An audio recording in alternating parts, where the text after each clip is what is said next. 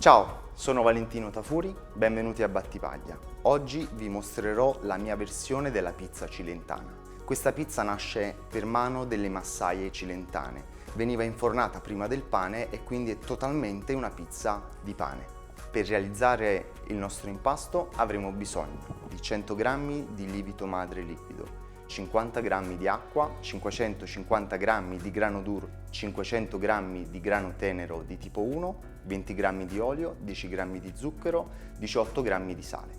Per il condimento utilizzeremo 80 g di pomodoro pizzutello, lo cuoceremo prima in padella, dell'aglio, del pepe nero macinato e del cacio ricotta di capra cilentana. Iniziamo a preparare la nostra pizza cilentana. La prima fase è rinfrescare il nostro lievito madre liquido. Mettiamo i 100 g di lievito madre all'interno di una ciotola e faremo il classico rinfresco. Aggiungiamo 50 ml di acqua, misceliamo prima un po' per far sciogliere il lievito. In questa fase è importante emulsionare, creare dell'aria in modo tale che il nostro lievito abbia tanta aria all'interno per poter attivare tutte le sue attività. E procediamo con l'inserimento della farina, sempre 50 g. Misceliamo il tutto. Vi ricordo che questo è un lievito madre liquido, farlo a casa è semplicissimo, perché una volta rinfrescato in questa maniera, dopo un'ora potete riporlo in frigorifero e usarlo entro 5 giorni. Altrimenti, come in questo caso, aspettiamo 3 ore a temperatura ambiente e lo andiamo a utilizzare nel nostro impasto. La forma è molto liquida perché è idratato al 100%. Riponiamo il nostro lievito senza coprirlo, mantenendolo a temperatura ambiente e procediamo con la seconda fase, realizzare un'autolisi con le 2 farine e il 60% d'acqua.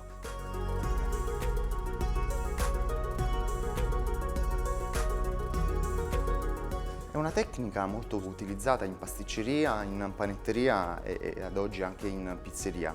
Consiste effettivamente nel dividere in più fasi una ricetta. Stiamo realizzando un impasto che ha solo il 60% di idratazione.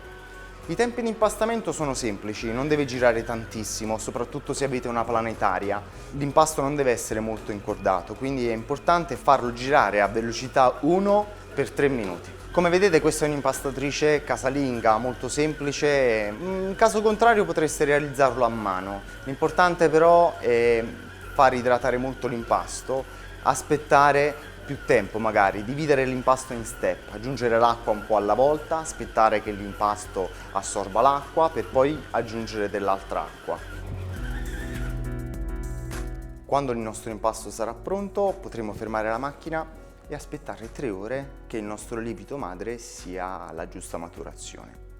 Siamo pronti per passare alla seconda fase, ovvero inseriremo il lievito madre all'interno dell'impasto, lo ultimeremo con l'olio, lo zucchero, il sale e dell'altra acqua. Prendiamo il nostro lievito madre liquido, il suo sapore e il suo odore sarà inconfondibile. Lo inseriamo all'interno dell'impasto.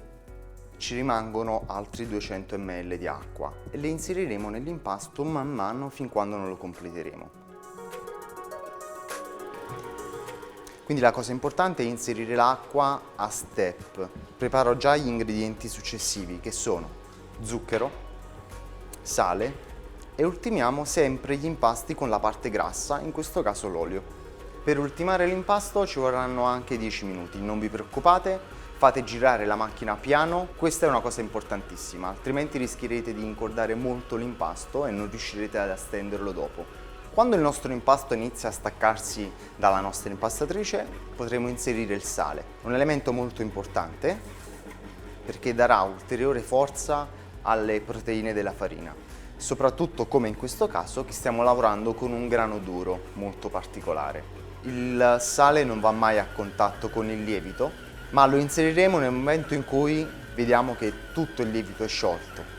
Noteremo subito la differenza, il nostro impasto prenderà forza, diventerà più duro e sarà pronto per ricevere lo zucchero. Lo zucchero in questo caso ci serve per colmare il gap del forno di casa. È un trucchetto per far uscire un prodotto più colorato. Facciamo assorbire lo zucchero e lo ultimiamo con la restante parte di olio e intanto un altro po' d'acqua che ci è rimasta. il nostro impasto ha assorbito tutta l'acqua, inseriamo l'olio. Questa fase è molto delicata, l'olio un po' alla volta, altrimenti non riuscirà ad essere inglobato all'interno dell'impasto.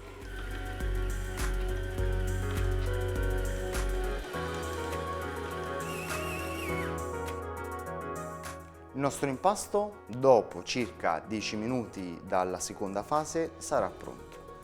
Però una cosa importante è capire se in realtà è veramente pronto. Ho un metodo molto semplice per capirlo. Potremmo fare un test. Si chiama il test della finestra. Capire la maglia glutinica quanto è elastica. In pratica consiste nell'estendere l'impasto cercando di assottigliarlo al centro, verificandone la sua estensibilità. In questo caso la sua estensibilità è perfetta, possiamo procedere alla sua maturazione. Riponiamo l'impasto in un contenitore ermetico e lo lasciamo riposare almeno 12 ore. Per un'ora lo lasciamo a temperatura ambiente. La restante parte del tempo la passerà in frigorifero. Quindi il consiglio è di prepararvi questo impasto la sera in modo tale che il giorno dopo potremo continuare a fare la lavorazione. Trascorse le 12 ore prendiamo il nostro impasto dal frigo. Ovviamente con una temperatura di 4 gradi non avrà subito una lievitazione molto importante, ma a noi in questo caso non interessa. Avremo attivato dei processi enzimatici che renderanno il nostro prodotto molto più digeribile. Adesso per dei ruoti da 26 cm tagliamo i nostri panetti dal peso di 290 grammi. Noterete anche come cambia il nostro impasto, sarà molto più elastico e risulterà anche molto profumato. Finito lo staglio dei nostri panetti, li lasceremo riposare per 10 minuti. Intanto andiamo a preparare la nostra camera di lievitazione. Molto semplice, basterà far bollire un po' d'acqua, inserirla all'interno del forno spento e ricreare così un ambiente perfetto per far lievitare il nostro impasto. Appena l'acqua bolle, la andiamo a inserire in un recipiente e subito dopo in forno. Sarà la parte calda della nostra camera di lievitazione.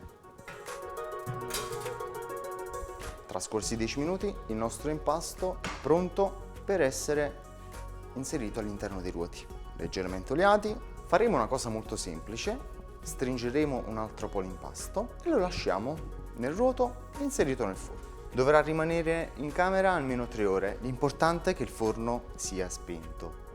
Il condimento, molto semplice, della pizza cilentana, veramente classica, è un pomodoro cotto in padella, con dell'aglio, un po' di olio extravergine d'oliva, lo lasciamo a fuoco lento per almeno 20 minuti.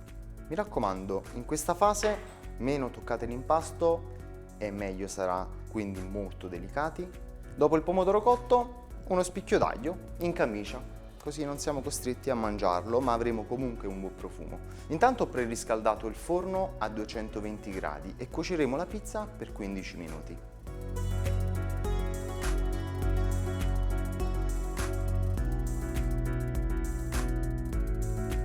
La pizza è pronta, andiamo a completare il nostro prodotto. È alta perché subisce diverse ore di lievitazione, ma grazie al 50% di grano duro sarà un prodotto leggermente panoso ma con una scioglievolezza incredibile. La parte esterna deve essere croccante, molto sottile e ben colorata grazie allo zucchero che abbiamo inserito nell'impasto.